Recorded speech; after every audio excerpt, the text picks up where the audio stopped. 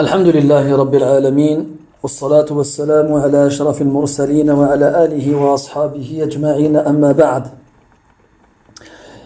Chers étudiants, chères étudiantes, nous réunissons dans cette 18e nuit du mois de Rabi' al-Awwal 1441, c'est-à-dire le 14 novembre 2019, pour notre cours hebdomadaire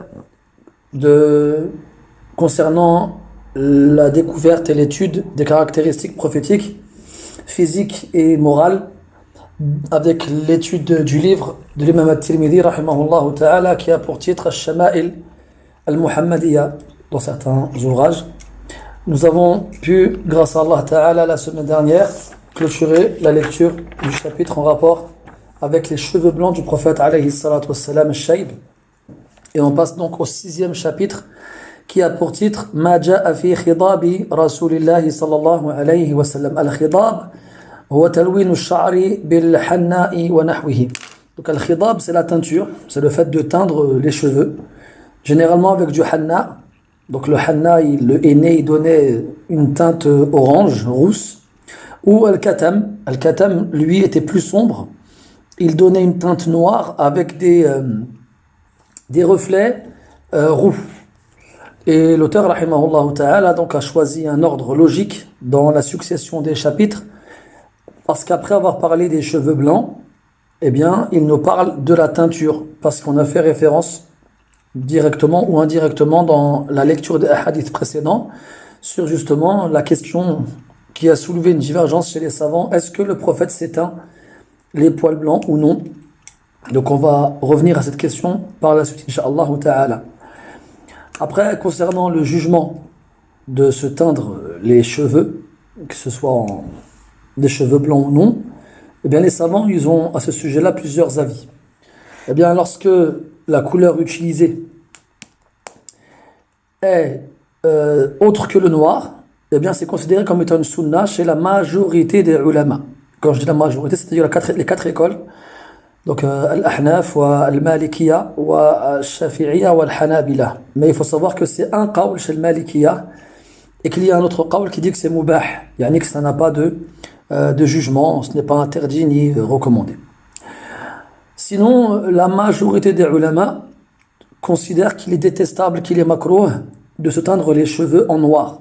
Ça, c'est l'avis général des quatre écoles pareilles. Il existe un qawl chez Shafi'iyya qui dit carrément que c'est haram, c'est interdit.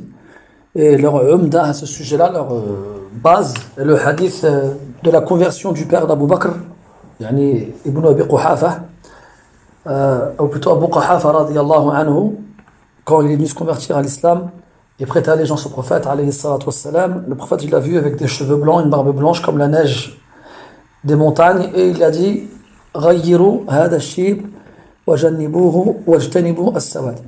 Donc changer ses cheveux blancs et éviter le noir. Donc la majorité des ulama voient que c'est makrouh et pas interdit, même s'il existe un qawl chez Shafi'iyya. Et pourquoi est-ce qu'ils divergent? Parce qu'en fait, on a trouvé des sahaba radiyallahu anhum, comme Jabir ibn Abdullah ou bien Hassan ibn Ali radiyallahu anhum, qui se sont teints les cheveux avec du noir. Et ils ont une réponse au hadith évoqué précédemment, car on aurait dedans du idraj, comme quoi la fin du hadith, dans laquelle on nous dit d'éviter le noir, ne serait pas une parole du prophète, mais une parole d'un des rapporteurs du hadith. Ala kulli hal, sans entrer dans la question. Dans la question, sachez que la divergence existe et que la majorité voit que c'est makrouh et pas haram. Sinon, quand on lit les hadiths, donc il y a 4 hadiths dans ce chapitre-là, on constate, on a l'impression que At-Tirmidhi rahmatullahi alayhi voit que le prophète alayhi salatu wassalam sait bien teint les cheveux blancs de sa barbe et de ses cheveux de sa tête. Cependant, les savants qui expliquent le livre divergent sur l'avis qu'avait At-Tirmidhi. Au définitif, est-ce que oui ou non, il voyait que le prophète s'était teint les cheveux? Mais quand on voit les hadiths qui sont rapportés dans ce chapitre-là, il est difficile de comprendre autre chose que cela. Mais quoi qu'il en soit, les savants divergent à ce sujet-là, et lorsque les textes laissent comprendre, laissent voir celui qui les lit que le prophète s'est teint les cheveux, alors ceux qui voient que ce n'était pas le cas l'interprètent. On va le voir tout de suite, incha'Allah ta'ala, avec les hadiths. Donc on commence avec le 45e hadith. قال رحمه الله تعالى حدثنا أحمد بن منيع قال حدثنا هشيم قال حدثنا عبد الملك بن عمير عن إياد بن لقيط قال أخبرني أبو رمثة رضي الله عنه قال أتيت رسول الله صلى الله عليه وسلم مع ابن لي فقال ابنك هذا فقلت نعم أشهد به قال لا يجني عليك ولا تجني عليه قال ورأيت الشيب أحمر. Donc ce hadith-là, il est rapporté par Abu Rimtha. Et Abu Rimtha, on avait vu dans le hadith numéro 43 du chapitre précédent que son nom entier était Abu Rimtha Taym al-Rabab radiyallahu anhu. Et donc il est venu voir le prophète sallallahu alayhi wa sallam avec un de ses enfants, avec un fils à lui. Donc là vous avez à l'écran Ataytu Rasulallah sallallahu alayhi wa sallam. Et la plupart des versions du hadith disent à la place de Rasulallah An-Nabiyya, Ataytu An-Nabiyya sallallahu alayhi wa sallam. Donc ça c'est juste par souci de précision dans la lecture du hadith par rapport à la version de mon livre à moi. Donc il est venu voir le prophète sallallahu alayhi wa sallam avec un fils à lui, Ma'abn li, faqala sallallahu alayhi wa sallam ibnuka hadha. Donc ibnuka hadha, pour ceux qui ont des notions de grammaire, c'est une phrase nominale, une jumla ismiyah, et le khabar, il est muqaddam ala al-mubtada lil-isharati ila al-istifham. Donc ici on a un inversement des piliers de la phrase pour indiquer le caractère interrogatif. C'est ton fils lui, comme on traduirait en français, c'est ton fils lui. Donc ici le prophète sallallahu alayhi wa sallam, il interroge Abu Rimtha. Pourquoi est-ce qu'il demande à Abu Rimtha si l'enfant qui l'accompagne est bien son fils? Parce qu'il y a des versions du hadith qui disent que le fils d'Abu Rimtha lui ressemblait beaucoup. Et que lorsque le prophète l'a vu, alayhi salatu wassalam, la ressemblance qu'il y avait entre eux l'a frappé. Alors il a demandé si c'était bien son fils, de par la ressemblance qui les joignait, qui les liait l'un à l'autre. Et là, on peut déduire que le prophète sallallahu alayhi wa sallam s'intéressait aux gens et faisait attention aux détails et leur posait des questions les concernant pour leur montrer qu'ils avaient de l'importance à ses yeux. Et il agissait ainsi avec tout le monde, alayhi salatu wassalam. Il n'était pas comme la plupart des rois ou des empereurs ou des personnes importantes qui s'enflaient d'orgueil face aux autres et ne leur adressaient même pas la parole ou bien faisaient comme s'ils n'existaient pas. فقلت نعم أشهد به ويجوز أن يقال أشهد به. Donc là, Abu Rimtha radiyallahu anhu, il répond oui. Donc il répond à la question du prophète alayhi salatu wassalam, oui. Donc là il affirme, il confirme que ce que le prophète avait bien cru en voyant le fils et son père. Et dans une version du hadith, il rajoute wa rabbil Ka'ba, par le Seigneur de la Kaaba. Ashhadu bihi. Donc j'en témoigne, je témoigne et j'atteste et je reconnais bien que cet enfant est mon fils. Et dans une version, dans une autre lecture possible, on peut dire ashhid bihi. Ashhid bihi, donc soit c'est al-amr alladhi yuradu bihi at-ta'ajjub, donc ce serait soit donc l'exclamation ou soit l'impératif. Donc en gros, témoigne-en, témoigne que c'est bien mon fils. Donc je te dis que c'est mon fils, tu peux en témoigner au cas où on te demanderait. Qala sallallahu alayhi wa sallam, et quand Abu Rimtha radiyallahu anhu il a répondu na'am ashhadu bihi, An-Nabi sallallahu alayhi wa sallam il a souri, tabassama dahikan min qawlihi, il a souri à Abu Rimtha en entendant sa réponse. Et là il lui dit la yajni alayk wa la tajni alayh. Donc jana yajni jinayatan, ça veut dire commettre un crime, causer du tort, faire du mal. Donc il lui dit il ne te causera pas de tort et tu ne lui en causeras pas. Et pourquoi est-ce que le prophète il a dit ça alayhi wa sallam, après qu'il ait su que l'enfant qui était avec Abu Rimtha était bien son fils? Parce que les Arabes, avant l'islam, de l'Jahiliya, avaient une règle assez spéciale, c'est que lorsque quelqu'un commettait un meurtre ou un crime, eh bien, on ne le punissait pas seulement lui, mais on punissait aussi sa famille. C'est ce qu'on appelle al-akhdhu bis-sa'r. Par exemple, dans la fameuse guerre d'Al-Bassous, donc une guerre qui a eu lieu avant l'islam, qui a duré pendant plus d'une quarantaine d'années à cause d'un chameau qui a été tué.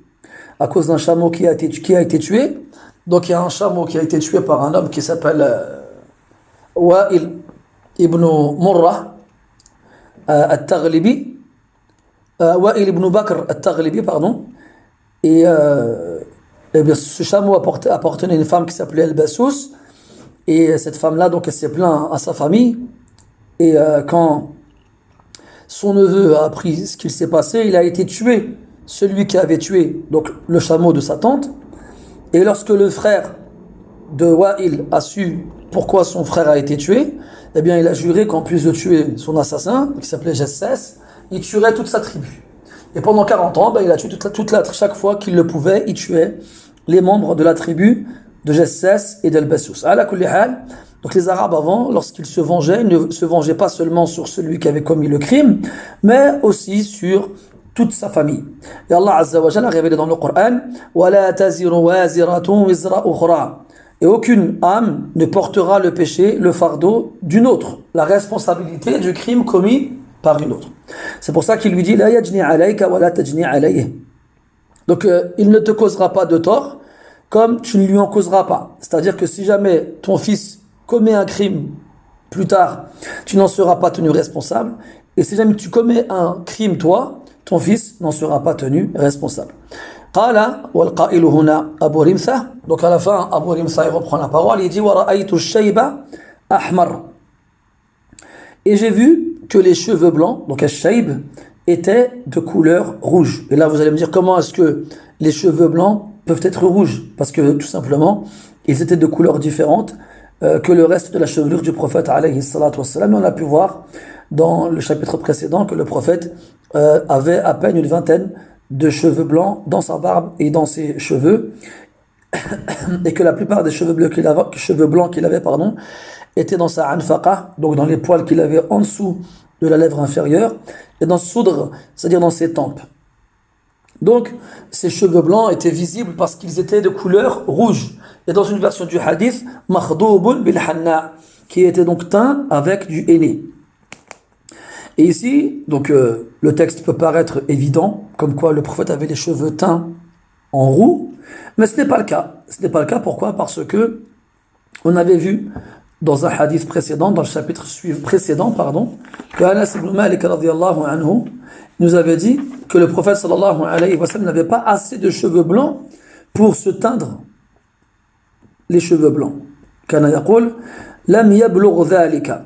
Donc le prophète n'avait pas assez de cheveux blancs pour se teindre les cheveux blancs. Donc on se teint les cheveux blancs lorsqu'ils prennent la majorité, la plus grande partie des cheveux de la tête ou bien de la barbe. Mais lorsqu'ils sont en petite quantité, alors ce n'est pas la peine de le faire. Dans ces cas-là, lorsque les ulama ont pris le hadith de Anas que je viens de vous citer et les autres, ils les ont comparés. Et ils ont constaté en général que le hadith de Anas était plus authentique que les autres. Alors ils ont été contraints d'interpréter les hadiths dans lesquels on nous informe que le prophète sallallahu alayhi wa sallam avait les cheveux d'une couleur différente. Et là-dessus, ils ont plusieurs interprétations possibles. La première, c'est qu'il s'est teint les cheveux une fois, puis il a arrêté de le faire. La deuxième, c'est que les cheveux blancs ont changé de couleur tout seul, et ça arrive chez certaines personnes. Les cheveux blancs rouge, tourne à la couleur rousse. C'est des choses qui arrivent chez certaines personnes. Et la troisième, c'est que les cheveux blancs ont changé de couleur avec le musc et l'huile que le prophète, avec lesquelles le prophète enduisait ses cheveux et sa barbe. Mais ce n'était pas de la teinture avec du henné ou bien du katam. Donc ça, c'est les interprétations possibles données par les ulama qui voient que le prophète sallallahu alayhi wa sallam ne s'est jamais teint les cheveux. Et ici, quand Abu Rimtha dit wa ra'aytu ash-shayba ahmar, là il informe de ce qu'il a vu. Donc il n'affirme pas que le prophète s'est teint les cheveux. Elle est là la nuance. Wa ra'aytu ash-shayba ahmar. Lui, tout ce qu'il nous donne comme information, c'est que les cheveux blancs du prophète étaient roux. Mais ça ne veut pas dire qu'il s'est teint les cheveux. Donc là, elle est là la nuance. Et cette nuance-là, elle est importante et il faut bien la comprendre. قال أبو عيسى هذا أحسن شيء روي في هذا الباب وأفسر لأن الروايات الصحيحة أن النبي صلى الله عليه وسلم لم يبلغ الشيب وأبو رمثة اسمه رفاعة بن يثربي التيمي. Donc Abu Isa, comme vous le savez, c'est la kunya de Muhammad ibn Isa at-Tirmidhi rahimahullah ta'ala. Et là dans cette phrase-là, il y a deux choses à dire. La première, c'est que on a le droit de se nommer soi-même avec la kunya. Donc nous aujourd'hui, notamment les francophones ou bien les gens qui ne connaissent pas la culture des Arabes, on ne connaît pas l'emploi réel de la kunya. La kunya, c'est le fait de surnommer une personne en l'affiliant à son fils ou à sa fille ou à une caractéristique qui lui est propre. On peut dire à quelqu'un Abu Muhammad ou bien Abu Abdillah ou bien Abu Al-Yadayn ou bien Abu Al-Fida.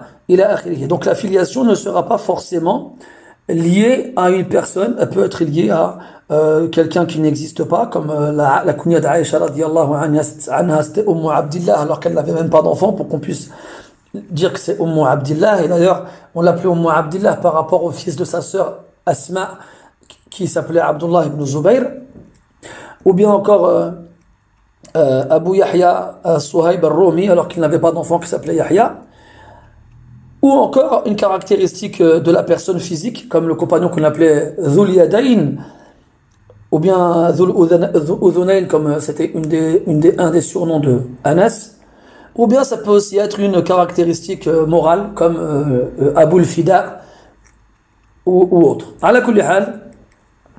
Et à la base, al-kunya, c'était le surnom qu'on employait lorsqu'on voulait honorer une personne. Comme aujourd'hui, on va dire à quelqu'un monsieur, eh bien à l'époque, quand on voulait honorer une personne, on l'appelait par sa kunya. Lorsqu'on ne connaissait pas quelqu'un personnellement, pour l'appeler par son prénom, ou bien lorsque c'était une personne de haut rang, quelqu'un d'important, comme un gouverneur ou un savant, on l'appelait par sa kunya. On l'appelait pas Al-Malik ou bien Al-Amir ou bien Al-Sheikh. On l'appelait par sa kunya. Alors, on pourrait se dire que c'est de la vantardise que de se nommer soi-même avec sa kunya. Mais les ulama ne voient pas de mal en cela, notamment qu'il y a un besoin. Lorsqu'il y a un besoin, Al-Bukhari rahmatullah alayhi le faisait dans ce Sahih en disant Qala Abu Abdillah, en parlant de lui-même, et généralement c'était pour faire la distinction entre lui et les autres. La deuxième chose que l'on peut dire avec ça, par rapport à ça, c'est la kunya Abu Isa. Parce que comme vous le savez, Isa est le nom d'un prophète d'Allah Azza wa Jalla, et pas n'importe lequel. Un des seuls parmi les êtres humains à être né sans père. Et comme vous le savez, chez les êtres humains, on a plusieurs humains qui sont nés différemment. Donc on a Adam qui est né sans père ni mère. On a Hawa qui est né sans mère mais avec un père. On a Isa qui est né sans père mais avec une mère. Et on a le reste des êtres humains qui sont nés avec un père et une mère. Donc Isa alayhi salam, il n'a pas de père. Et à partir de là, les savants ont divergé sur le jugement de cette kunya. Est-ce que je peux me surnommer Abu Isa alors que la particularité de Isa alayhi salam, c'est qu'il n'avait pas de père? Et là-dessus, la plupart des savants n'y voient pas de mal, même si certains considèrent que c'est détestable de faire cela. Ils se basent pour appuyer ce jugement sur un texte dans lequel Omar ibn al-Khattab radiyallahu anhu, quand il a su qu'un de ses fils se faisait appeler Abu Isa, il l'a frappé et il lui a interdit de se nommer ainsi, et en lui disant wa hal kana li Isa ab, est-ce que Isa avait un père? Puis il a appris que le Mughira ibn Shu'ba radiyallahu anhu se faisait appeler Abu Isa aussi, alors il lui a interdit de s'appeler ainsi. Et le Mughira, il s'est défendu en disant que c'est le prophète qui l'avait surnommé ainsi. Et Omar ibn al-Khattab radiyallahu anhu, il a dit le prophète, Allah il le pardonne tous ses péchés. Quant à nous, on ne sait pas ce qu'on fera de nous. Et Al-Mughira leur a délaissé cette kunya jusqu'à sa mort. Ala kulli hal, il vaut mieux éviter, wallahu ta'ala a'lam, cette kunya. D'ailleurs, il a été rapporté, et Allah ta'ala c'est mieux, que At-Tirmidhi lui-même détestait cette kunya. Mais comme tout le monde l'appelait ainsi, alors il l'a accepté. Donc c'est mieux, c'est des choses qu'il vaut mieux éviter, et on pourra rajouter à cela les noms du même genre, comme Adam alayhi salam. Donc on ne dira pas Abu Adam, il vaut mieux éviter. Ou encore Abu Jibril, Jibril alayhi salam, l'ange, parce qu'il n'a pas de parents non plus. Et Allah Ta'ala, c'est mieux. Donc, قال أبو عيسى هذا أحسن شيء روي في هذا الباب وأفسر. C'est-à-dire que le hadith 45, le premier hadith du chapitre, est le meilleur chapitre, est le meilleur hadith rapporté dans ce chapitre-là. Mais attention, quand les ulama ils disent هذا أحسن شيء روي ou bien أصح شيء روي, cette expression-là ne veut pas dire que le hadith il est sahih. Ça veut dire que dans tout ce qui a été rapporté à ce sujet-là, la meilleure des choses qui a été rapportée, c'est ce hadith-là, par rapport à la chaîne de transmission. Le hadith, en l'occurrence ici, il est sahih, effectivement. Mais il ne faut pas que vous trompiez dans le cas où vous lisiez des livres de hadith et que vous trouviez des paroles de ce genre-là. هذا صح شيء روي في هذا الباب, ça ne veut pas forcément dire que le hadith il est sahih. Ou afsar, yani que c'est le plus clair, c'est celui qui explique le mieux la mas'ala. Parce que comme on a dit, Abu Rimtha ici, il dit pas que les cheveux du prophète étaient teints. Il a dit qu'il a vu c'est lui qui a vu que les cheveux blancs du prophète étaient rouges. Donc il a rapporté l'information à sa vision, sans l'interpréter. Parce qu'il dit après لأن الروايات الصحيحة أن النبي صلى الله عليه وسلم لم يبلغ الشيب. Parce que les rapports authentiques en rapport avec cette mas'ala nous indiquent que le prophète n'avait pas suffisamment de cheveux blancs pour se teindre les cheveux. Et c'est pour ça justement que les ulama divergent. Est-ce que At-Tirmidhi était d'avis que le prophète s'éteint les cheveux ou non? Donc quand on lit cette phrase-là, on a envie de dire qu'il ne voyait pas justement que le prophète s'était éteint les cheveux volontairement. Mais quand on voit les différents hadiths rapportés dans le chapitre, on a l'impression que c'est ce qu'il voyait. Et Allah Ta'ala, il sait mieux. Et le nom de Abu Rimtha, donc Abu Rimtha c'est sa kunya, hein, son vrai nom c'est Rifa'atu ibn Yathribi at-Taymi. On passe au hadith 46. قال رحمه الله تعالى حدثنا سفيان بن وكيع قال حدثنا أبي عن شريك عن عثمان بن موهب أو عن عثمان بن موهب قال سئل أبو هريرة رضي الله عنه هل خضب رسول الله صلى الله عليه وسلم قال نعم. Dans le hadith suivant,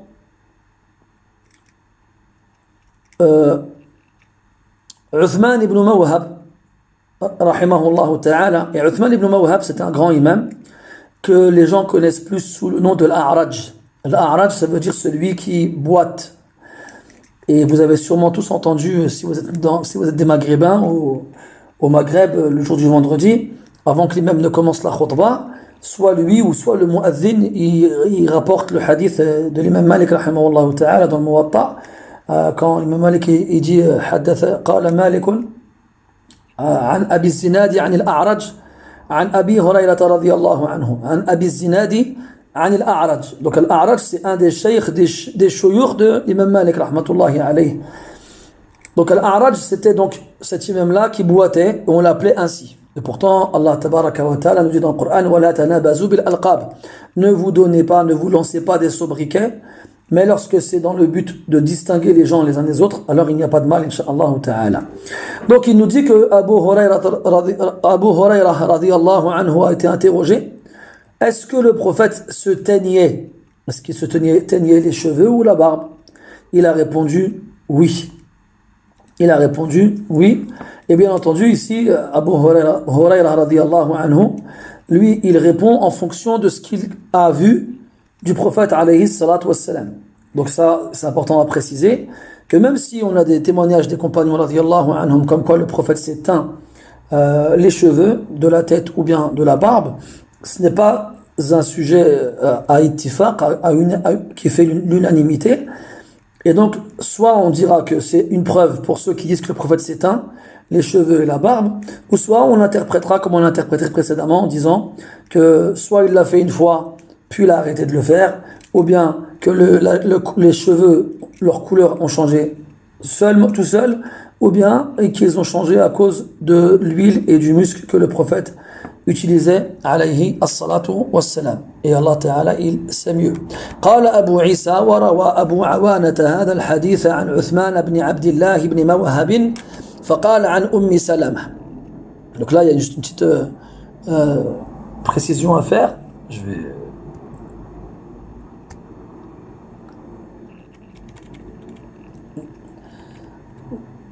Donc ici, Abu Isa al-Tirmidhi, rahimahullah ta'ala, il intervient à nouveau en nous disant que Abu Awana, donc Abu Awana, c'est un des shuyukh de l'imam Tirmidhi, rahmatullahi alayh, qui rapporte le hadith, lui, d'après Uthman ibn Abdillah ibn Mawahab. Alors que dans le hadith précédent, c'était Uthman ibn Mawahab. Donc pourquoi est-ce que dans cette chaîne de transmission, la première, c'était Uthman ibn Mawahab, et dans la seconde, c'est Uthman ibn Abdillah ibn Mawahab? Tout simplement parce que dans Mawahab, c'est le grand-père de Uthman, et ce n'est pas son père. Et les Arabes, des fois, on les affiliait à leur grand-père, et des fois, on les affiliait à leur père. Donc c'est comme par exemple Ahmad ibn Hanbal. Donc Hanbal, c'est le grand-père de Ahmad, c'est pas son père. Son père, il s'appelait Mohammed. Ou encore Ahmad ibn Taymiyyah. Et Taymiyyah, c'était la mère ou la grand-mère ou même l'arrière-grand-mère de Cheikh al-Islam, rahmatullah alayh. Donc cette deuxième version apportée ici par At-Tirmidhi, elle a plusieurs raisons. La première, c'est pour mettre en évidence l'affiliation complète et correcte de Uthman. Donc c'est pas Uthman ibn Mawahab, c'est Uthman ibn Abdillah ibn Mawahab, premièrement. La seconde, c'est que dans la version précédente, Uthman ibn Mawahab, il rapporte le hadith en disant que c'est Abu Hurairah qui a été interrogé. Et ici, il nous rapporte le hadith d'après Salama. Ce qui veut dire soit que le hadith a été rapporté par deux personnes différentes chez les compagnons, ou que soit il existe un doute de la part d'un des rapporteurs, notamment Sharik, qui était connu pour avoir des problèmes de mémoire, et que la deuxième version serait plus authentique, et Allah Ta'ala, c'est mieux. Et enfin, la troisième hypothèse pour laquelle At-Tirmidhi il a évoqué cette deuxième chaîne de transmission, c'est pour renforcer justement le hadith précédent, du moins dans son contenu, et pas seulement, même si il y aurait un doute dans la chaîne de transmission. Quant à Salama radiyallahu anha, il s'agit de Hindu bintu Abi Umayya. C'est une des épouses du prophète alayhi salatu wassalam, et ainsi une des mères des croyants. Avant d'épouser le prophète alayhi salatu wassalam, elle était l'épouse de Abu Salama radiyallahu anhu, qui était le fils de la tante paternelle du prophète alayhi salatu wassalam, et qu'il aimait énormément, et qui faisait partie des premiers à s'être convertis à l'islam, et qui a fait les deux hijras. Il a fait la hijra a fait le Habasha, en Abyssinie, avec son épouse Salama à l'époque. Puis après, lorsque le prophète est allé à Médine, ils ont quitté Al-Habasha pour se rendre à Médine. Alors Abu Salama a participé à la bataille de Badr et à la bataille de Uhud, où il fut blessé, mais il guérit par la suite, et quelques temps plus tard, il mourut. Et ensuite, le prophète, il a demandé en mariage Salama radiyallahu anha, et il s'est marié avec elle.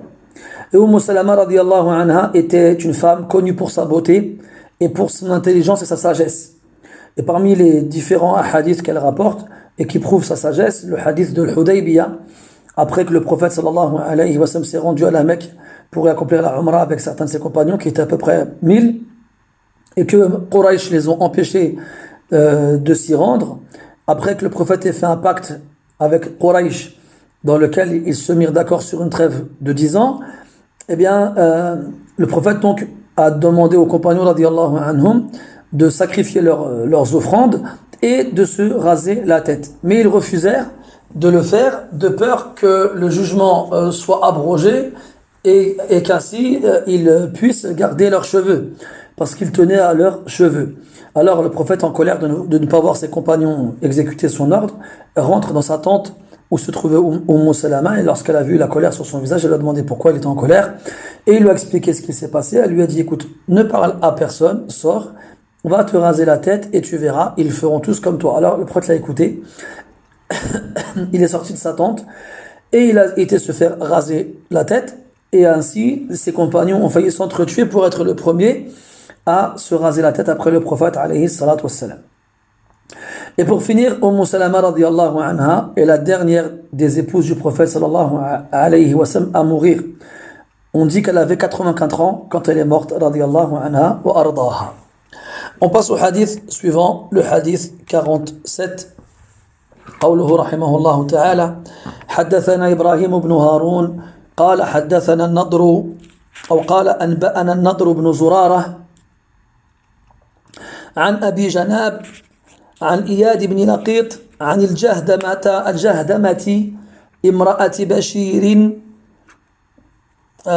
بشير بن الخصاصية قالت أنا رأيت رسول الله صلى الله عليه وسلم يخرج من بيته ينفض ويجوز ينفض رأسه وقد اغتسل وبرأسه ردغ أو قال ردع من حناء أو من حناء شك في هذا الشيخ. Donc là le hadith il est rapporté par une compagne, une femme qui a donc connu l'époque du prophète sallallahu alayhi wa sallam, qui s'appelait Al-Jahdama. Al-Jahdama. Mais le prophète sallallahu alayhi wa sallam a changé son nom. Il a plutôt nommé Layla. Et le prophète sallallahu alayhi wa sallam avait l'habitude de changer le nom des gens qui avaient des noms, qui avaient des sens négatifs, au contraire au principe de l'islam. Et cette femme-là, Al-Jahdama, donc qui s'est fait appeler par la suite Layla, était la femme d'un compagnon qui s'appelle Bashir ibn al-Khassasiyya. Et al-Khassasiyya, c'était sa grand-mère. Donc pour revenir à ce qu'on dit tout à l'heure, c'était sa grand-mère. Et Bashir aussi avait un nom autre que celui-ci, avant que le prophète ne le nomme à nouveau Bashir. Il s'appelait Zahm. Et son père, il s'appelle Ma'bad al-Sadusi. Donc son vrai nom, c'est Zahm ibn Ma'bad al-Sadusi. Et c'est devenu Bashir ibn al-Khassasiyya. Donc Bashir, parce que le prophète l'a renommé après qu'il ait su comment il s'appelait. Et on l'a filie à sa grand-mère, en général, plutôt qu'à son père. Donc Al-Jahdama, radiyallahu anha, elle nous dit Ana ra'aytu Rasulallah sallallahu alayhi wa sallam. Et là, la phrase, elle est nominale, parce qu'elle commence par un damir munfasil, donc un pronom personnel, moi. Donc on traduirait moi, j'ai vu. Et l'intérêt de commencer la phrase par un pronom personnel, alors que à la base on va exprimer une action, c'est pour montrer que c'est la seule à avoir vu le prophète sallallahu alayhi wa sallam dans cette circonstance-là. C'est pour ça qu'elle a commencé la phrase en disant Ana. Donc Ana, j'ai vu le messager d'Allah sallallahu alayhi wa sallam sortir de chez lui, yanfidu, wa yuqal yanfudu, wa nafdu huwa mashu al-ra'si bil yad li yaqtura anhu al-ma. Donc yanfudu ra'sa, qu'est-ce qu'il faisait? Il essuyait sa tête qui était mouillée afin justement de faire partir l'eau qui coulait, et il l'essuyait avec ses mains. Il ne l'essuyait pas avec une serviette. Et d'ailleurs, à partir de là, les savants divergent sur l'utilisation de la serviette, selon deux avis. Et ceux qui voient qu'il est makrouh, qu'il est détestable de s'essuyer lorsqu'on s'est lavé après un lavage soit obligatoire, comme quand on est en janaba, ou bien après les ablutions, ils disent que c'est makrouh de se servir d'une serviette. Ils se basent sur ce genre de hadith. Cependant, la majorité n'y voit pas de mal de se servir d'une serviette, car il a été rapporté que Salama, justement, radiyallahu anha, a tendu, que certaines des épouses du prophète ont tendu au prophète une serviette pour qu'il s'essuie, et qu'il l'a accepté. Et même s'il a été rapporté que dans d'autres cas, il ne l'acceptait pas. Donc des fois, il aimait ne pas s'essuyer, et des fois, il s'essuyait, ce qui prouve qu'il n'y a pas de détestabilité au fait de s'essuyer après avoir fait les ablutions. Tout comme il n'y a pas de sunnah dans le fait de ne pas s'essuyer après s'être lavé. Wallahu ta'ala a'lam, et Allah ta'ala il sait mieux. Donc yakhruju min baytihi yanfidu ra'sahu wa qad ightasal. Donc alors qu'il s'était lavé. Wa bi ra'sihi radghun aw qala rad'un min hanna. Donc là il y a deux hypothèses possibles dans la lecture du mot. Soit c'est rad'un avec un ayn muhmala, c'est-à-dire sans point, soit c'est rad'un avec un ayn mu'jama, c'est-à-dire avec un point. Après, les deux mots, ils se ressemblent dans leur composition, comme ils se ressemblent dans leur sens. Donc, un rad' avec un ayn, c'est lorsqu'on on se met dessus du za'afaran. Du za'afaran, donc du safran qui était un colorant. D'accord? Donc là, c'est important de savoir est-ce que c'était un colorant. Donc ça veut dire que dans ce cas-là, on pourrait dire que c'est une preuve comme quoi le prophète s'est teint les cheveux. Ou bien rad'un, rad' c'est la trace du parfum. La trace du parfum. Donc dans les deux cas, c'est une trace. Donc est-ce que c'est une trace d'un colorant ou bien est-ce que c'est une trace du parfum? Et donc on avait dit que les deux sens étaient proches. Et les ulama disent que l'avis qui paraît le plus juste, c'est que c'est rad'un avec un ayn et pas avec un rayn. Et qu'à ce moment-là, ça aurait été pour se parfumer et pas pour se colorer. Puis il finit en disant shakka fi hadha al-shaykh. Donc quand il dit al-shaykh a eu un doute à ce sujet-là, c'est-à-dire qu'il ne savait pas si c'était rad'un ou bien rad'un. Et quand il parle du shaykh ici, il parle de Ibrahim ibn Haroun. Ibrahim ibn Haroun qui est le shaykh de Tirmidhi dans ce hadith-là. Et là, il est important de préciser que dans la science du hadith, comme dans la science du Coran, comme dans toutes les sciences, celui qui enseigne à l'autre devient son shaykh. Nous, aujourd'hui, le mot shaykh, on l'emploie de façon générale. Quand c'est un savant, donc c'est le savant de tous les musulmans, alors on l'appelle shaykh, ce qui est tout à fait normal, il n'y a pas de problème. Mais le problème, il arrive lorsqu'on dénomine quelqu'un qui n'est pas un savant pour tous les musulmans, ou bien qui n'est pas un savant du tout. Lorsqu'on l'appelle shaykh, eh bien il y a des gens qui entendent ça d'une mauvaise oreille, ou bien qui n'aiment pas entendre le qualificatif de shaykh pour quelqu'un qui n'est pas un savant, et ça c'est une erreur. Depuis toujours, chez les musulmans, dans tous les pays musulmans, celui qui enseigne aux autres, on l'appelle shaykh. Depuis toujours. Après, c'est pas forcément le nom shaykh, ça peut être oustad, ça peut être mu'allim, ça peut être faqih, ça peut être qadi, mais dans tous les cas, on donnait toujours à l'enseignant un qualificatif qui inspire le respect, comme nous, quand on était petits à l'école. En primaire, on appelait les professeurs maîtres, bien maîtresse. Dans certains cas, on l'appelait professeur.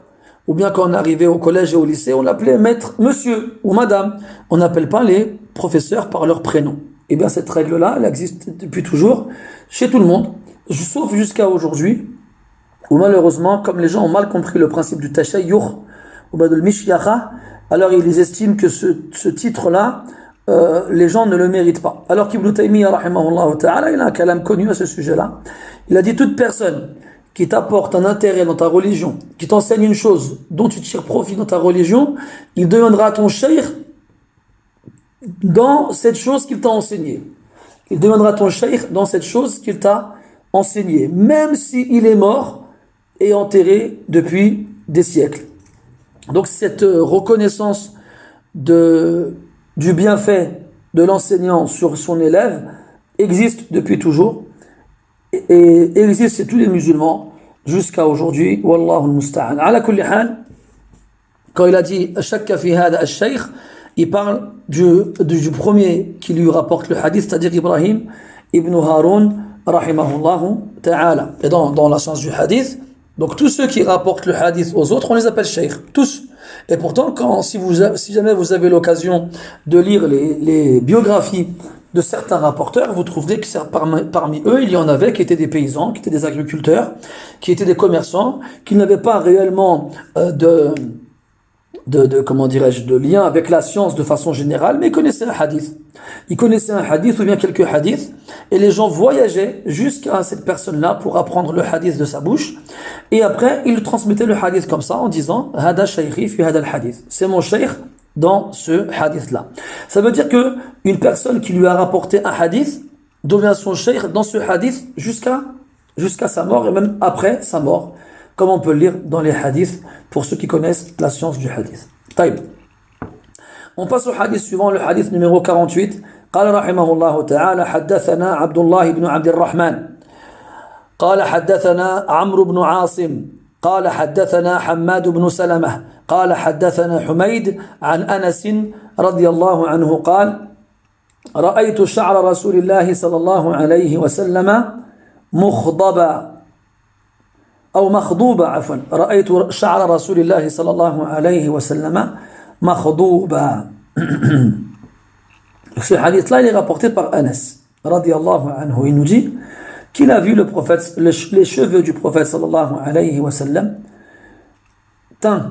Donc, makhdoub, c'est-à-dire, c'est le participe passé du verbe khadaba, comme le participe passé, on l'appelle ism al-maf'ul.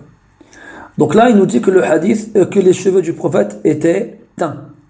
Pourtant, on a vu dans le chapitre précédent, c'était le hadith numéro 37, que Anas radiyallahu anhu a dit que les cheveux du prophète n'étaient pas suffisamment nombreux pour qu'il se teigne les cheveux. Donc comment comprendre cela? Comment comprendre cela? Donc c'est pour ça que les ulama, ils ont justement interprété les paroles des compagnons qui disaient que les cheveux du prophète étaient teints, avec ce qu'on a dit tout à l'heure, comme quoi il se changé de couleur tout seul, ou bien avec le musc et l'huile qu'il mettait. Et ainsi on comprendra pourquoi certains savants refusent d'affirmer que le prophète s'éteint les cheveux, parce que si c'était le cas, eh bien tout le monde aurait dit la même chose et il n'y aurait pas eu de différence à ce sujet-là chez les sahaba radiyallahu anhum. Et après, le fait que Anas nous dise avoir vu les cheveux du prophète teints, ça ne veut pas dire que le prophète s'éteint les cheveux volontairement, qu'il a voulu se teindre les cheveux. Wallahu ta'ala a'lam. Puis on finit avec le dernier hadith, le 49. قال رحمه الله تعالى قال حماد وعبد الله بن محمد بن عقيل قال رأيت شعر رسول الله صلى الله عليه وسلم عند أنس بن مالك مخضوبا. Donc là, Abdullah ibn Muhammad ibn Aqil, et Aqil, le grand-père de Abdullah Huna, c'est le cousin du prophète sallallahu alayhi wa sallam. Donc Aqil, c'était un des frères de Ali et de Ja'far et de Hani, tous les enfants de Abu Talib. Et Aqil, donc c'était le frère de Ali. C'était donc le cousin du prophète sallallahu alayhi wa sallam. Donc c'est Abdullah ibn Muhammad ibn Aqil ibn Abi Talib ibn Abd al-Muttalib ibn Hashim ila akhirih. Et il a dit, j'ai vu les cheveux du messager d'Allah sallallahu alayhi wa sallam chez Anas makhdouban, c'est-à-dire teints. Donc là c'est le témoignage du petit-fils du cousin du prophète alayhi salatu wassalam, qui a vu des cheveux appartenant au prophète conservés chez Anas ibn Malik radiyallahu anhu, qui étaient teints. Donc là on pourrait se dire ça, c'est une preuve supplémentaire, mais non. Il a été rapporté que certains compagnons du prophète justement avaient conservé des cheveux du prophète quand ils s'étaient coupés les cheveux, ou bien quand ils les perdaient. Ils les gardaient pour eux, et ils se soignaient avec, quand ils étaient malades, ils les posaient là où ils avaient mal et Allah les guérissait. Il a même été rapporté que l'imam Ahmad rahimahullah ta'ala, quand il a été enterré, avant qu'il meure, il a demandé à ce qu'on lui mette un cheveu du prophète sur chacun de ses yeux lorsqu'on l'enterrait. Donc il a été dit que certains des compagnons justement qui conservaient les cheveux du prophète ils les teignaient avec du henna pour qu'ils restent plus longtemps justement en bon état. Et donc ce n'est pas une preuve que les cheveux du prophète avaient été teints par lui-même. Donc nous, la synthèse de ce chapitre-là, c'est que beaucoup de gens ont vu que les cheveux du prophète étaient de couleur rousse, qu'ils avaient l'air d'être teints. Quand on dit teint, c'est-à-dire dont la couleur a été changée. Pourquoi? Parce que la couleur de base n'était pas la même que ses cheveux roux, et que ses cheveux roux étaient très peu dans la chevelure et la barbe du prophète alayhi salatu wassalam. Donc on a compris et conclu qu'effectivement certains des cheveux du prophète n'étaient pas de la même couleur que les autres. Alors est-ce que c'est dû au fait qu'il se soit teint les cheveux, ou bien est-ce que c'est dû au fait que les cheveux aient changé de couleur tout seul, ou bien parce que le prophète enduisait beaucoup ses cheveux d'huile ou de musc. Donc à partir de toutes ces hypothèses-là, les savants divergent sur différents avis, comme on a pu le répéter, et il est difficile de trancher sur cette question, et Allah Ta'ala, il sait mieux. On passe au chapitre suivant, le chapitre numéro 7. قوله رحمه الله تعالى باب ما جاء في كحل رسول الله صلى الله عليه وسلم وفيه 4 أحاديث وفي نسختي التي قرأتها على شيخي 5 أحاديث. Donc on passe au chapitre numéro 7 qui nous parle du kuhl. Donc le kuhl, c'est bon, j'aime pas traduire ça comme ça, mais c'est pour vous donner une image pour ceux qui comprennent pas l'arabe. C'est le mascara, c'est-à-dire c'est ce qui sert à noircir les yeux. Donc c'est ce qu'on met dans les yeux. C'est une poudre de couleur noire, rougeâtre, pour être précis, que l'on applique sur, bien entendu, le contour des yeux et pas dans les yeux. On dit le kuhl avec la dhamma du kaf, kuhl, et on dit le kahl avec la fatha. Quand on dit kuhl, on fait référence à l'outil qui sert à appliquer cette poudre noire sur le contour de l'œil. Et quand on dit le kahl, on fait référence à l'utilisation elle-même, à l'action de se mettre cette poudre noire autour de l'œil. Et là, l'auteur, rahimahullah ta'ala, a choisi de faire suivre le chapitre de la teinture des cheveux et de la barbe par le kuhl dans les yeux, parce que c'est ressemblant, vu qu'on applique une couleur différente sur la peau au niveau des cils, au niveau donc des poils qui poussent autour des yeux. Donc comme appliquer du kuhl sur les poils, sur les cils, ressemble à appliquer du henna sur la barbe ou les cheveux, alors il a été logique de faire suivre le chapitre précédent par celui-ci. Et al-iktihal, donc le fait de s'appliquer le kuhl sur les yeux, est une sunna chez les shawafi' et les hanabila. C'est-à-dire ceux qui suivent l'imam Shafi'i et chez l'imam Ahmed rahmatullahi alayhim estiment que s'appliquer du noir autour des yeux est une sunna mutlaqan. Quand ils disent mutlaqan, c'est-à-dire que ce n'est pas propre à une circonstance précise. Que ce soit pour s'embellir, que ce soit un homme ou une femme, que ce soit pour se soigner, dans tous ces cas-là, c'est sunna. Chez les Ahnaf, donc ceux qui suivent Abu Hanifa rahmatullahi alayhi, eh bien, c'est mubah lorsqu'on s'en sert pour se soigner. Et c'est makrouh si on s'en sert pour s'embellir quand on est un homme. Chez l'imam Malik rahimahullah, c'est mubah quand on s'en sert pour se soigner. Et c'est haram quand on s'en sert pour s'embellir quand on est un homme aussi. Donc là, vous voyez que chez les fuqaha, les 4 imams, il y a une certaine divergence à ce sujet-là. Donc chez l'imam Ahmad et chez l'imam Shafi'i, un homme peut s'appliquer du kuhl autour des yeux dans n'importe quelle circonstance, que ce soit pour s'embellir ou pour se soigner.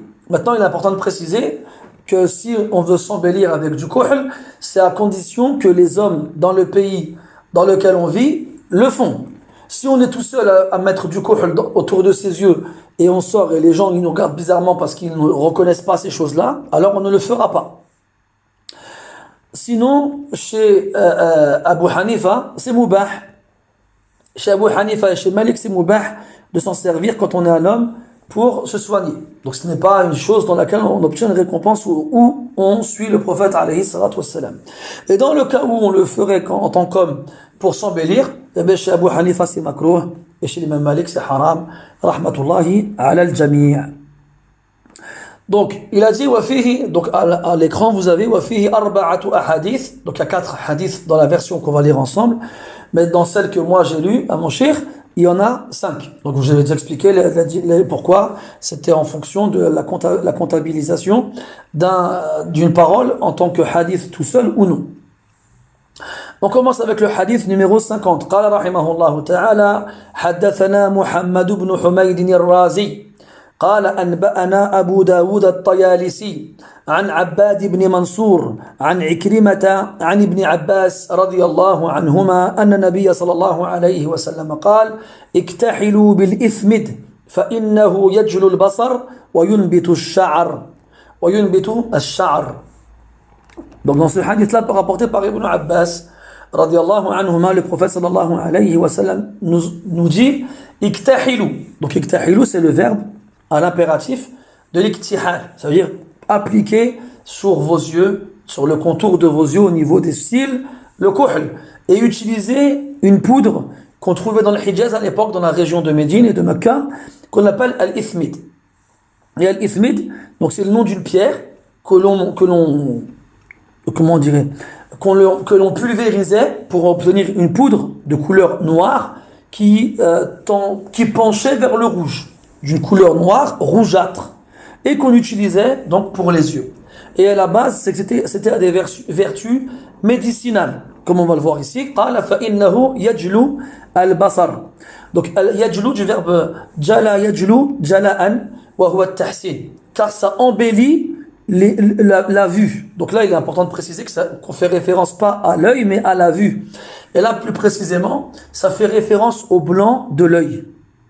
Au blanc de l'œil. Donc on voit des fois, chez certaines personnes, que dans le blanc de l'œil, il y a des taches sombres, des fois noires, des fois grises, des fois marron. Eh bien, celui qui aura ce genre de taches-là et qui appliquera le ithmid régulièrement la nuit avant de dormir, comme on le verra par la suite, eh bien, il verra ces taches disparaître petit à petit, bi'idnillahi ta'ala. Deuxième caractéristique de cette poudre spéciale, c'est que ça fait pousser les cheveux. Donc là, si on traduit littéralement, yunbitu sha'r, yani ça fait pousser les cheveux. Mais là, il est important de préciser que c'est pas n'importe quel cheveu, ce sont les cheveux qui poussent donc autour des yeux, c'est-à-dire les cils, qu'on appelle en arabe al-ahdab. Les cils. Donc celui qui a des cils courts, et là, on adressera cette particularité aux femmes, parce que les cils longs est une marque de beauté chez les femmes. Et juste que vous avez remarqué qu'aujourd'hui on a des faux cils, il y a beaucoup de femmes qui mettent des faux cils, ce qui prouve que ça les tient à cœur d'avoir des cils longs. Donc plutôt que de prendre des faux cils et de les mettre, eh bien il est mieux qu'elles aient leurs propres cils à elles, longs naturellement, eh bien qu'elles utilisent cette poudre-là, qu'on trouve encore aujourd'hui, walhamdulillah, même dans les librairies islamiques en France. ثم قال وزعم أن النبي صلى الله عليه وسلم له مكحلة يكتحل منها كل ليلة 3 في هذه و3 في هذه. Donc là ici وزعم, donc en arabe زعم ça veut dire prétendre. Et généralement, je dis bien généralement, lorsque vous trouverez za'ama dans le Coran ou la Sunna, c'est pour indiquer que la parole qui suit, elle est douteuse. Elle est douteuse. Comme quand Allah dit dans le Coran, za'ama alladhina kafaru an lan yub'athu qul bala wa rabbi al-aya. Donc, ceux qui ont mécru prétendent qu'ils ne seront pas ressuscités. D'ici, vous serez ressuscités par mon Seigneur.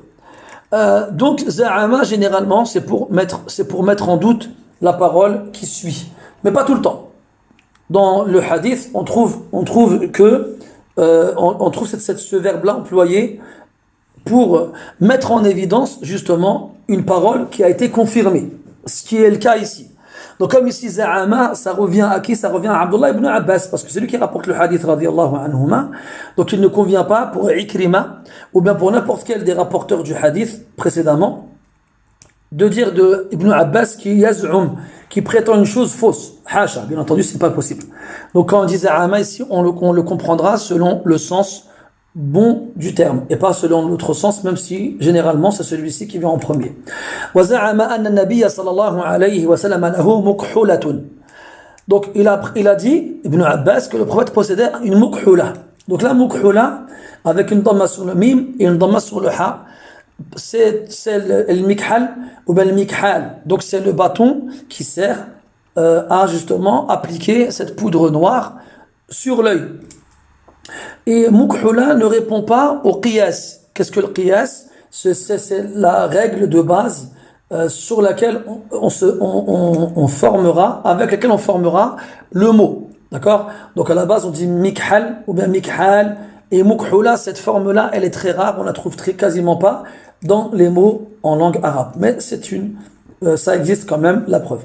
Et sinon, al-mikhal ou bien al-mukhula ou bien al-mikhal, on l'appelle al-mil. Al-mil, c'est un des noms de ce petit bâton qui fait à peine la moitié d'un doigt en longueur, que l'on trempe dans une petite fiole qui contient cette poudre noire, puis après que l'on applique sur les yeux. D'ailleurs, dans le hadith, le prophète dit sallallahu alayhi wa sallam que le jour de la résurrection, le soleil descendra jusqu'à être au-dessus de la tête des gens d'une distance d'1 mille. Et après, les savants, ils divergent. Est-ce que le prophète, il a visé le mille, c'est-à-dire la distance connue, comme on dit aujourd'hui en français, 1 mille, c'est-à-dire un peu moins de 2 km, 1 km 800 à peu près? Ou bien est-ce que c'est le mikhala, justement, est-ce que c'est le bâton qui sert à appliquer la poudre noire sur les yeux? Donc le prophète avait donc ce bâton-là, le mukhula, avec laquelle yaktahilu minha kulla layla, avec laquelle il s'appliquait donc cette poudre noire sur les yeux toutes les nuits.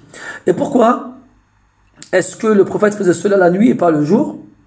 Eh bien, parce que ça permet à la poudre d'agir plus longtemps vu que les yeux ils sont fermés et qu'il n'y a pas de mouvement de paupières. Donc dans la journée, quand on est réveillé, on sait que les paupières battent énormément, beaucoup de fois. Et on a tendance à se laver le visage aussi, d'accord? Donc on ne pourra pas laisser le kohl s'appliquer et faire effet. Alors que si on le fait avant d'aller dormir, la nuit, eh bien, les yeux restent fermés, les paupières sont immobiles, et ainsi le kohl pourra rester plus longtemps et arriver aux profondeurs de l'œil et agir comme ça a été précisé précédemment. Donc il le faisait toutes les nuits. 3 fois dans celle-ci et 3 fois dans celle-ci. 3 fois fi hadihi, dans celle-ci, cet œil-là. Et là, fi hadihi, c'est le rapporteur qui dit ça. Est-ce que c'est Ibn Abbas, ou bien est-ce que c'est Ikrima, ou bien est-ce que c'est Bishr ibn Mansour, ou bien un autre qui nous dit cela? Quoi qu'il en soit, Abbad ibn Mansour, pardon, un des rapporteurs, lorsqu'il a rapporté le hadith à son élève, il lui a précisé un dans celle-ci, en montrant, parce que hada wa hadihi, c'est ismul ishara, c'est un pronom démonstratif, et quand il dit fi hadihi, il a fait référence à l'œil droit. À l'œil droit, comme cela a été précisé dans d'autres versions du hadith. Et bien entendu, ça correspond au hadith de Aïcha radiyallahu anha, comme quoi le prophète sallallahu alayhi wa sallam aimait commencer par la droite dans toutes les choses honorables. Donc il commençait par la droite, puis ensuite par la gauche. Et il le faisait 3 fois. 3 fois, pourquoi 3 fois? Comme les savants disent, le prophète sallallahu alayhi wa sallam, il aimait faire les choses 3 fois, parce que 3 fois, c'est le juste milieu entre le trop peu et le trop. Donc entre le pas assez et le trop. Ensuite, il a été rapporté dans un hadith authentique que le prophète a dit sallallahu alayhi wa sallam وَمَنْ اكْتَحَلَ فَلْيُوتِرْ فَمَنْ فَعَلَ فَقَدْ أَحْسَنَ وَمَنْ لَا فَلَا حَرَجْ. Donc quiconque s'appliquera de la poudre noire sur les yeux, qu'il le fasse d'un nombre impair. فَلْيُوتِرْ. Donc que le nombre de fois pour chaque œil soit impair. Donc 1 fois, ou 3 fois, ou 5 fois, ila akhirih. Celui qui aura agi ainsi aura bien fait, et celui qui ne le fera pas, nul grief ne lui sera fait, nul reproche ne lui sera fait. Après, il y a une divergence chez les savants, justement. Est-ce que, quand on nous parle de faire un nombre impair, il faut que ce soit la somme des 2 yeux? Ça veut dire que, parce que là, si jamais je fais 3 à droite et 3 à gauche, ça me fera 6. Et si je fais 3 à droite et 2 à gauche, ça me fera 5. Donc, est-ce que l'impair qu'on nous demande de faire, c'est dans la somme des 2 yeux ou bien dans chaque œil? Et cette version de Abdullah ibn Abbas nous indique clairement, et c'est l'avis chez le Hanabila, que l'on fait 3 fois dans chaque yeux, et Allah Ta'ala, il sait mieux. On passe au hadith suivant, le hadith numéro 51. قال رحمه الله تعالى حدثنا عبد الله بن الصباح الهاشمي البصري قال حدثنا عبيد الله بن موسى قال حدثنا أو أنبأنا أو أخبرنا عفوا عباد بن منصور عن عكرمة عن ابن عباس رضي الله عنهما. Excusez-moi, j'ai sauté une ligne. Je reprends. حدثنا عبد الله بن الصباح الهاشمي البصري قال حدثنا عبيد الله بن موسى قال أخبرنا إسرائيل عن عباد بن منصور وحدثنا علي بن حجر قال حدثنا يزيد بن هارون قال حدثنا عباد بن منصور عن عكرمة عن ابن عباس رضي الله عنهما قال كان النبي صلى الله عليه وسلم يكتحل قبل أن ينام بالإثمد ثلاثا في كل عين. Donc ici, vous avez remarqué que j'ai dit ha après Abbad ibn Mansour le premier, dans la première fois. Ce ha là ici, c'est une lettre qui veut dire tahwil. Tahwil, ça veut dire changement, passage. Les ulama, lorsqu'ils passaient en cours de sanad, de chaîne de transmission, d'une chaîne à une autre, donc indiquaient le passage par la lettre ha. Et ce ha, il se lit comme il s'écrit. On ne l'interprète pas, on ne dit pas tahwil, on ne dit pas hadith, on ne dit pas sah comme certains l'ont dit, on le prononce ha, comme l'a dit Ibn Salah, rahimahullah ta'ala, comme quoi cette façon de faire est la même depuis toujours chez les ulama, chez les salaf et chez les khalaf.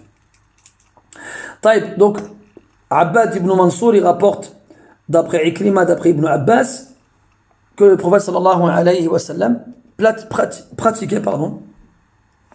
appliquait une deuxième chose ici, vous avez Israël. Qala akhbarana Israël, dans la version que moi j'ai, c'est Israël ibn Yunus. D'accord? Donc c'est juste par souci de fidélité envers la lecture que j'ai faite à mon shir, qu'il a faite à son shir, qu'il a faite à son shir, jusqu'à l'imam Tirmidhi lui-même. Donc Israël ibn Yunus, on dit bien son nom. Et d'ailleurs dans les deux autres versions du hadith, du livre, pardon, c'est écrit pardon, comme ça, Israël ibn Yunus. Donc Ibn Abbas il nous dit que le prophète sallallahu alayhi wa sallam appliquait sur ses yeux le kuhl avant de dormir avec le ithmid 3 fois dans chaque œil. Donc c'est différentes versions appuient l'avis donné précédemment chez le Hanabila, chez l'imam Ahmed rahimahullah ta'ala, comme quoi quand on nous demande de faire ça dans un nombre impair, c'est dans chaque œil et pas dans le cumul des deux yeux. Et Allah Ta'ala, il sait mieux. ثم قال وقال يزيد بن هارون في حديثه إن النبي صلى الله عليه وسلم كانت له مكحولة يكتحل منها عند النوم ثلاثا في كل عين. Donc là, l'auteur il a juste rajouté une autre version du hadith précédent, comme quoi le prophète avait donc une mukhula, donc l'outil qui sert à appliquer le kuhl sur son œil, avec laquelle il appliquait le kuhl sur chacun de ses yeux toutes les nuits avant de dormir. Et là, on a un qaïd zaïd, on a un détail supplémentaire qu'on n'avait pas eu encore précédemment. Parce que précédemment, dans la version d'Ibn Abbas, l'autre, il a dit kulla layla, chaque nuit, mais sans nous dire à quel moment. Donc on aurait pu dire qu'à partir du moment où le soleil se couche, on peut mettre le kuhl. Mais non, ici, il a bien précisé inda naum, au moment de dormir. Comme je disais précédemment, parce que à ce moment-là, c'est mieux, pour que le kuhl agisse. Et dans une version du hadith, il a été rajouté hatta fi safar.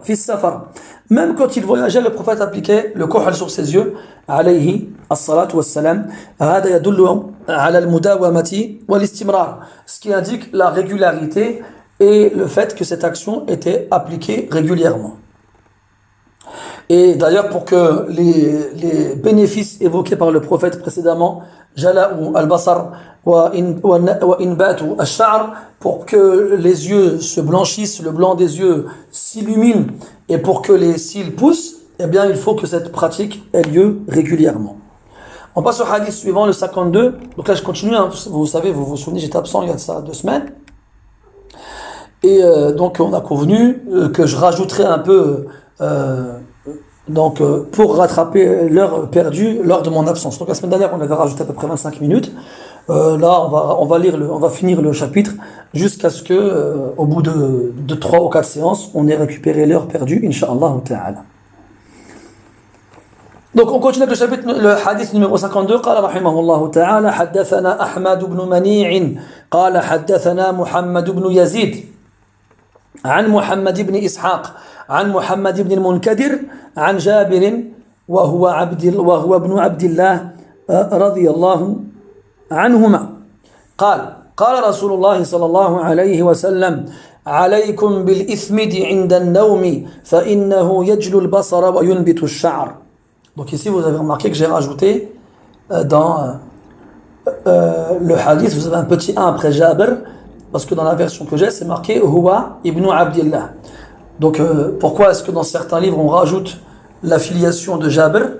Parce qu'il y a plusieurs Jabir chez les compagnons du prophète sallallahu alayhi wa sallam. Jabir ibn Samurah et Jabir ibn Abdillah, entre autres, c'est les plus connus. Donc c'est pour cela que ça a été rajouté. Donc dans la version de Jabir ibn Abdillah radiyallahu anhu, le prophète sallallahu alayhi wa sallam dit alaykum bil ithmid. Alaykum bil ithmid, alaykum ici, c'est ce qu'on appelle en arabe ismu fi'l al-amr. C'est un nom qui a le sens du verbe à l'impératif. Même si alaykum à la base, c'est pas un nom, c'est un harf jar et ils sont majrour. Mais dans ce cas-là, c'est ce qu'on appelle ismu fi'l al-amr, c'est-à-dire c'est un nom qui a le sens du verbe à l'impératif. Et le verbe en question, c'est ilzamu, de lazima yalzamu, qui veut dire faire une chose régulièrement. Donc ici, c'est un impératif. On nous demande de faire régulièrement, on nous ordonne de faire régulièrement cette chose-là. Et pourtant, il y a un ijma', un consensus des ulama, qu'ici, même si la forme de la phrase est un ordre, eh bien, personne n'en a déduit l'obligation. Là, tous les savants en ont déduit le caractère recommandé et non obligatoire de cette pratique-là. Personne n'a dit qu'il était obligatoire de se mettre du kuhl dans les yeux. Pourquoi? Parce que les ulama ils disent que lorsqu'on a un ordre dans un hadith qui fait référence à des bienséances, à un comportement autre que dans l'adoration, eh bien l'ordre donné aura le sens de la recommandation. Sauf si on a un élément, un indice supplémentaire qui nous fera comprendre l'obligation. Mais la base, c'est que c'est une recommandation et pas une obligation. Et on dirait la même chose pour l'interdiction. Si jamais on nous interdit une chose dans le comportement, ou dans l'attitude, ou dans l'apparence, et pas dans l'adoration, eh bien la base dans l'interdiction, c'est que ce sera détestable et pas illicite. Donc ça, c'est des règles à connaître dans Usul al-Fiqh.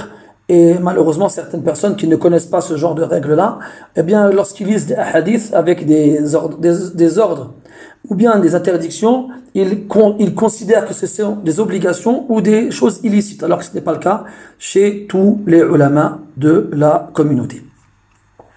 قال عليكم بالإثم. Donc l'ithmid, on a dit c'était quoi? عند النوم. عند النوم, comme on l'a dit précédemment, parce que ça permet au ithmid d'opérer mieux,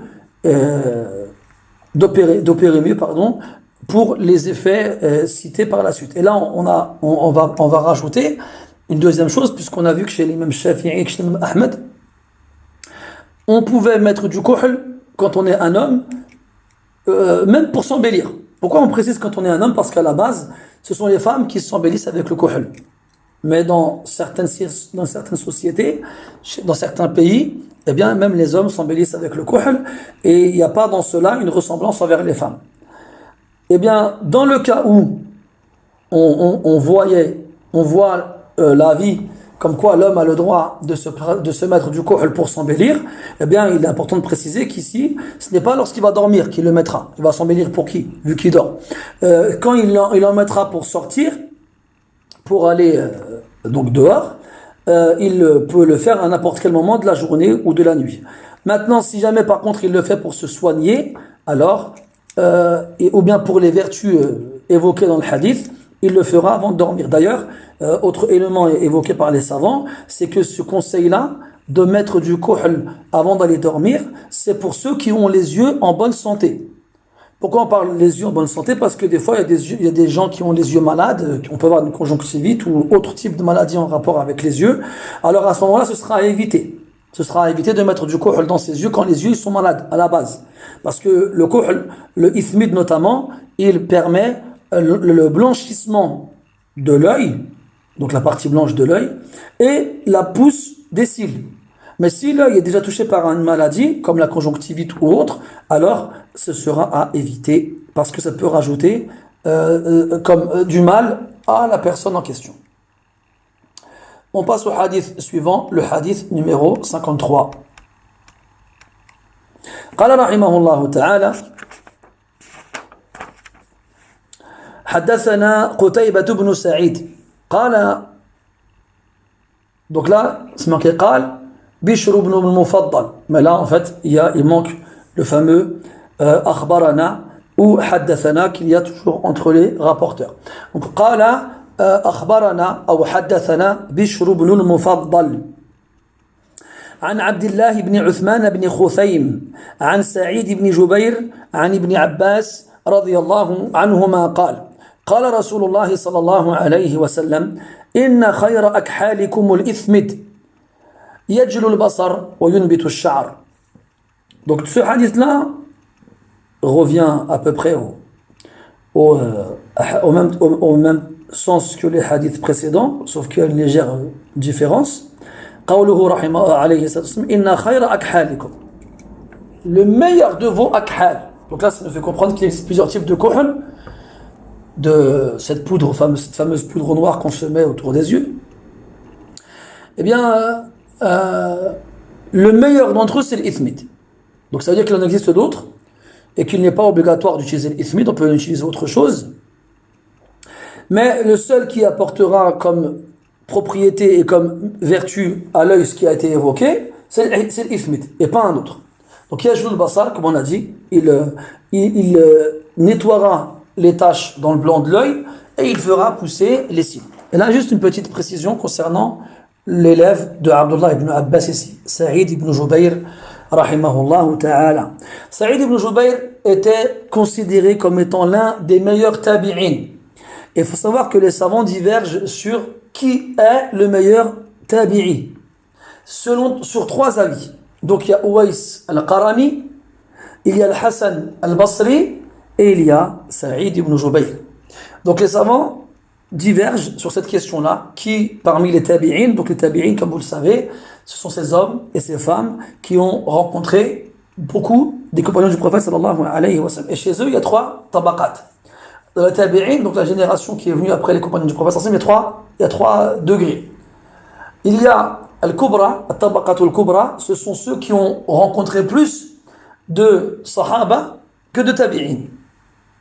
Après, al-wusta, ce sont ceux qui ont rencontré autant de sahaba que de tabi'in. Et après, al-sughra, ce sont ceux qui ont rencontré plus de tabi'in que de sahaba. Et bien entendu, ce sont ceux de la catégorie de al-kubra, al-tabaqat al-kubra, qui sont mis en avant. Ceux qui ont vu plus de compagnons, ceux qui ont pris leur science en majorité des compagnons, seront en avant par rapport à ceux qui auront pris leur science plus des tabi'in que des compagnons. Donc Sa'id ibn Jubayr fait partie du top 3 des tabi'in, jusqu'à ce que certains ulama aient été jusqu'à dire qu'il était le meilleur des tabi'in. Il a lu le Coran entièrement sur Ibn Abbas radiyallahu anhuma, et il était connu pour sa science, au point où quand Ibn Abbas allait en Irak, Al-Koufa, et que les gens venaient l'interroger, il leur disait, mais il y a Sa'id ibn Jubayr chez vous, pourquoi vous me demandez à moi? Et quand Sa'id ibn Jubayr allait à la Mecque faire le pèlerinage et qu'il retrouvait Ibn Abbas, eh bien Ibn Abbas lui demandait de répondre aux questions des gens à sa place. Quand Sa'id ibn Jubayr est arrivé à la Mecque la première fois, il était tellement émerveillé par la Kaaba, il y est entré et il a fait rak'atayn. Et il a lu le Coran entièrement dans la première rak'a. On ne va pas évoquer tous les mérites de Sa'id ibn Jubayr, mais il est mort assassiné, exécuté par Al-Hajjaj ibn Yusuf pour avoir participé à ce qu'on appelle Fitnatu al-Qurra. Donc c'était une rébellion orchestrée par un homme qui s'appelle Abdurrahman ibn al-Ash'ath, Abdurrahman ibn al-Ash'ath. Donc il a été voir les ulama, même certains compagnons parmi eux comme Anas ibn Malik, et il leur a proposé de se joindre à lui parce qu'il avait une armée et il voulait donc destituer le Hajjaj ibn Yusuf qui faisait beaucoup de mal à la communauté. Alors les ulama l'ont suivi et il y a beaucoup de guerres qui se sont échangées entre le Hajjaj et Abdurrahman ibn al-Ash'ath, et toutes les guerres ont été remportées par Abdurrahman ibn al-Ash'ath, sauf la dernière, celle qu'on appelle Dhatul Jamajim, dans laquelle il y a eu énormément de morts et dans laquelle le Hajjaj ibn Yusuf il a remporté la victoire. Abdurrahman ibn al-Ash'ath s'est sauvé, et la plupart des ulama qui ont participé à cette fitna, si on peut l'appeler ainsi, se sont sauvés aussi. Et parmi eux justement Sa'id ibn Jubayr. Puis quelques années plus tard, il a été conduit à Wasit, la ville où se trouvait Al-Hajjaj ibn Yusuf, où il fut exécuté par Al-Hajjaj ibn Yusuf. Et avant de mourir, Saïd ibn Jubayr, rahmatullah alayhi, il a demandé à Allah Ta'ala de faire en sorte qu'il soit la dernière victime de Al-Hajjaj ibn Yusuf, qu'il ne tue plus personne après lui. Et 2 semaines plus tard, Al-Hajjaj ibn Yusuf, il est mort. Et on raconte que quand la tête de Saïd ibn Jubayr fut coupée, elle roulait par terre et elle disait en même temps La ilaha illallah. Voilà pour la petite anecdote sur Saïd ibn Jubayr. Quant au contenu du hadith, on en a parlé tout à l'heure. On continue avec le hadith numéro 54 du chapitre, c'est le dernier le hadith du chapitre. قال رحمه الله تعالى حدثنا إبراهيم بن المستمر البصري قال حدثنا أبو عاصم عن عثمان بن عبد الملك عن سالم عن ابن عمر قال عن ابن عمر رضي الله عنهما قال قال رسول الله صلى الله عليه وسلم عليكم بالإثمد فإنه يجلو البصر وينبت الشعر. Donc dans ce hadith-là, le numéro 54, nous avons Salim qui rapporte le hadith de son père. Donc Salim ici, c'est le fils de Abdullah qui est le fils de Omar ibn Khattab radiyallahu anil jami'. Et Salim ibn Abdullah ibn Omar faisait partie de al-Fuqaha al-Sab'a. Al-Fuqaha al-Sab'a, ce sont 7 grands savants qui se trouvaient tous à Médine et qui ont été les plus grands élèves des compagnons du prophète sallallahu alayhi wa sallam, qui sont restés à Médine après la mort du prophète alayhi salatu wassalam. Donc, et parmi ces 7 grands savants, pour la plupart qui ont été les professeurs de l'imam Malik rahimahullah ta'ala, eh bien il y avait plusieurs enfants des compagnons ou des petits-enfants des compagnons. Donc parmi eux il y avait Salim ibn Umar, ibn Abdullah ibn Umar radiyallahu anhum. Comme on avait Al-Qasim ibn Muhammad ibn Abi Bakr, comme on avait aussi Ubaydullah ibn Utbah ibn Abdullah ibn Mas'ud, pour ne citer que. Après il y a Saïd ibn al-Musayyab, il y a aussi Urwa ibn al-Zubayr, et il y a aussi Rabi'atu ibn Abd al-Rahman, et il y a aussi Kharija rahmatullahi alayhim ajma'in. Donc il rapporte de son père la même chose qu'a rapporté Abdullah ibn Abbas et la même chose qu'a rapporté Jabir ibn Abdullah radiyallahu anhum ajma'in. Le prophète a dit sallallahu alayhi wa sallam alaykum bil ithmid fa innahu yajlu al basar wa yunbitu ash-sha'r. Et l'auteur rahimahullah ta'ala, il a rapporté plusieurs fois le même contenu, le même matn avec des chaînes de transmission différentes pour les renforcer les unes les autres. Pourquoi? Parce que dans les versions précédentes, notamment celle qui rapporte le hadith d'après Ibn Abbas, on a un rapporteur qui s'appelle Abbad ibn Mansour. Et Abbad ibn Mansour, rahmatullahi alayhi, était faible. Donc, de par la faiblesse de certains rapporteurs dans les différentes chaînes qu'on a pu voir jusqu'à présent, alors At-Tirmidhi, rahmatullahi alayhi, a rapporté plusieurs fois le même contenu avec des compagnons différents. Donc, on a Abdullah ibn Abbas, on a Jabir ibn Abdullah, on a Abdullah ibn Umar, qui nous rapportent tous la même chose, comme quoi le prophète, alayhi salatu wassalam, nous a dit de nous servir du ithmid, car il faisait blanchir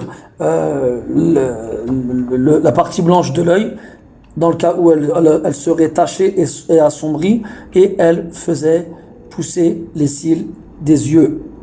Voilà pour le dernier hadith du chapitre.